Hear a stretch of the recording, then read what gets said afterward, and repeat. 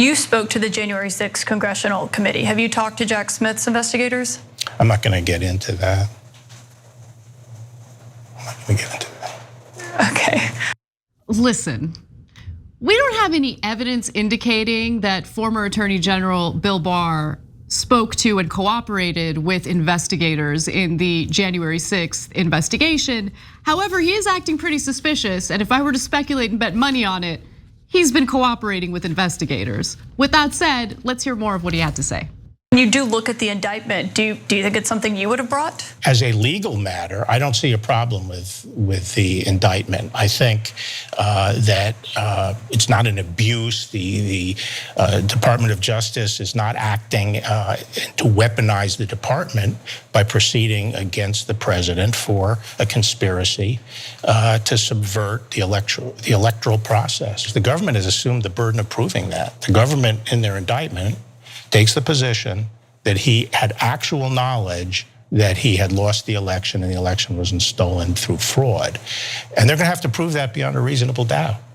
Which is a high bar, of course. That's a high bar. Now that leads me to believe that we're only seeing a tip of the iceberg on this. You think Jack Smith has more? Oh yes, I would believe he has a lot more, and that's one of the things that impressed me about the indictment. It was very spare, and there are a lot of things he could have said in there, and I think there's a lot more to come, and I think they have a lot more evidence as to President Trump's state of mind. Boy, he sure does know a lot about what's to come for someone who isn't disclosing whether he's cooperating with the investigation. Cenk, what say you? First, I want to commend Caitlin Collins for doing the awkward pause. Totally. Because it just highlighted how he really, really doesn't want to answer that question, which then let us all know he clearly talked to the prosecutors. And that's why he's also saying, oh, they got a lot more evidence than that. And as if to say, believe me, I know, because I'm part of the people who gave him that evidence. Look, so Bill Barr, the context has to be given for him. Bill Barr is not a normal person in politics. He's not a normal conservative. He is extreme right wing. Yep. He's from the Unitary Executive Authority branch of the right wing movement. Part of the reason that he made a big public case for Donald Trump before he was even in the administration, protecting him from the impeachments. And part of the reason he joined the Trump administration is because he liked the idea of how much they could abuse executive authority. That is what he's been wanting to do his whole life. He's in that Dick Cheney school, but not in the Dick Cheney school against Trump. He was perfectly happy to have Trump do it. That's why he became his attorney general. And he covered for him in 18 different ways, including the Mueller report, where he totally misrepresented what the Mueller report did. So this guy's a little bit to the right of Attila the Hun on the right wing spectrum. And even this guy's like, guys, what are you doing? He's obviously guilty. He's the most guilty man in America. And he's like, I was there. Look. No, this is, you need to elaborate on what this guy's genuine beliefs are, right? Because it shows you that Trump went too far even for him. The ideology that people like Bill Barr have seeks to disempower Congress to solidify and increase power of the executive branch. And by the way, I mean, Trump gave a speech fairly recently where he outlined exactly how he wants to do that.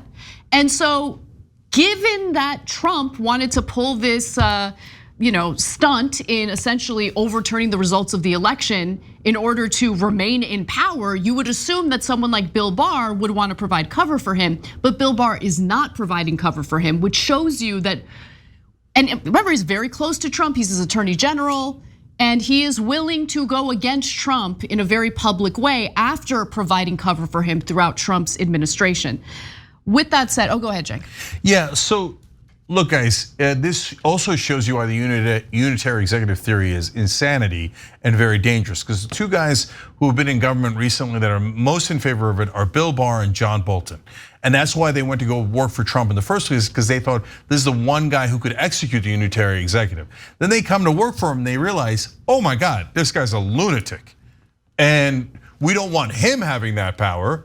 Yeah, duh, that's why we don't want any dictator.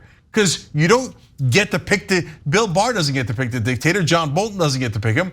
Usually dictators pick themselves. And so Trump has decided to pick himself. And if you're wondering, well, now Trump is like lit into Bill Barr in 18 different ways, calling him every insult in the book. And since I can't stand Bill Barr to begin with, I'm very open to the idea that Bill Barr is then going, oh yeah, well then I'm gonna do strike back because I'm a right winger too and I could fight back. No, to be fair to Bill Barr, all of this started, remember he was with Trump all the way to the end, right? All this started when Trump said, now reverse the election for me even though I lost.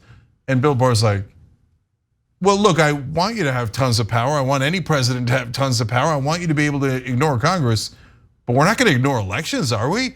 And Trump was like, of course we are. What did you think we were doing here? Yeah, Bill Barr just wants the tip. Like he doesn't want full-blown dictatorial regime. Yeah, and he's beginning to realize, oh, when you root for dictatorship, you might not get what you thought you were gonna get. And so on the evidence, Trump's like, well, how about the mules and the Krakens and stuff?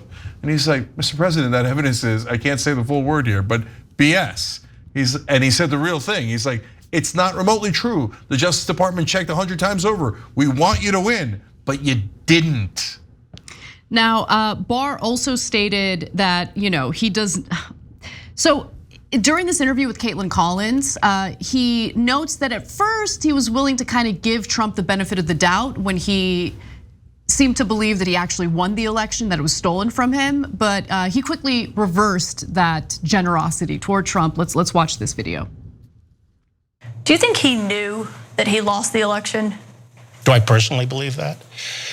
Yeah, at first I wasn't sure, but I have come to believe that he knew well that he had lost the election. Comments from people like Bannon and Stone before the election, saying that he was gonna claim it was stolen if he was falling behind on election night, and that was the plan of action.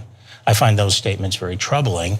And then you see that he does that on election night, and then the evidence that has come out since that, the press reports and the indictment and his lack of curiosity as to what the actual facts were, just leaves me. That's my personal opinion.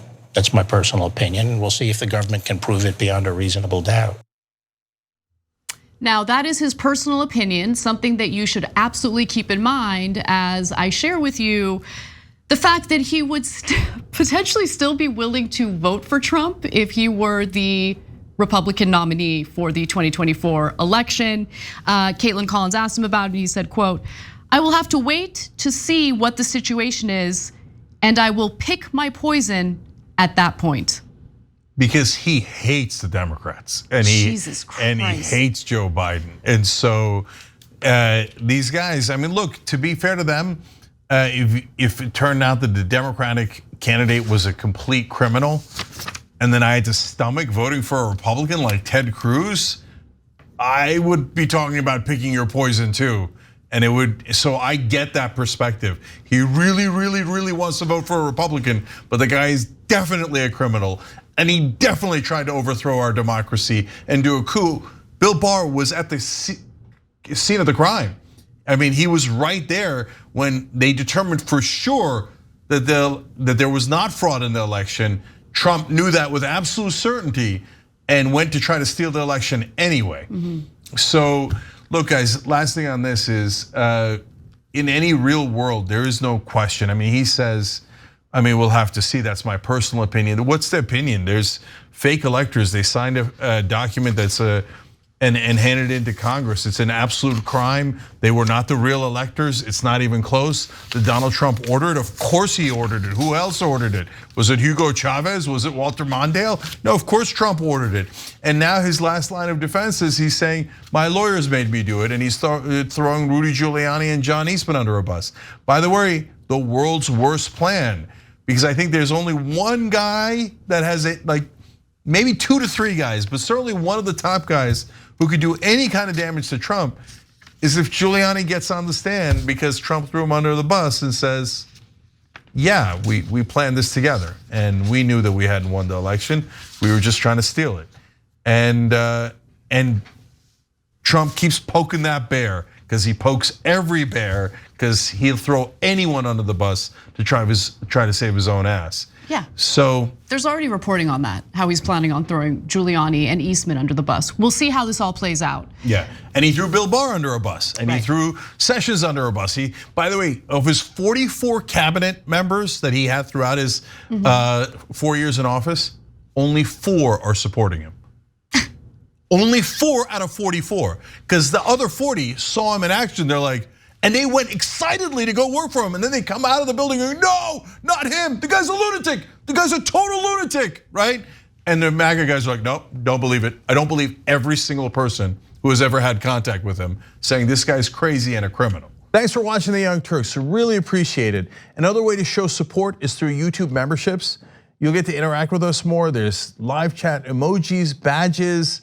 You've got emojis of me, Anna, John, JR. So those are super fun. But you also get playback of our exclusive member-only shows and specials right after they air. So all of that, all you gotta do is click that join button right underneath the video. Thank you.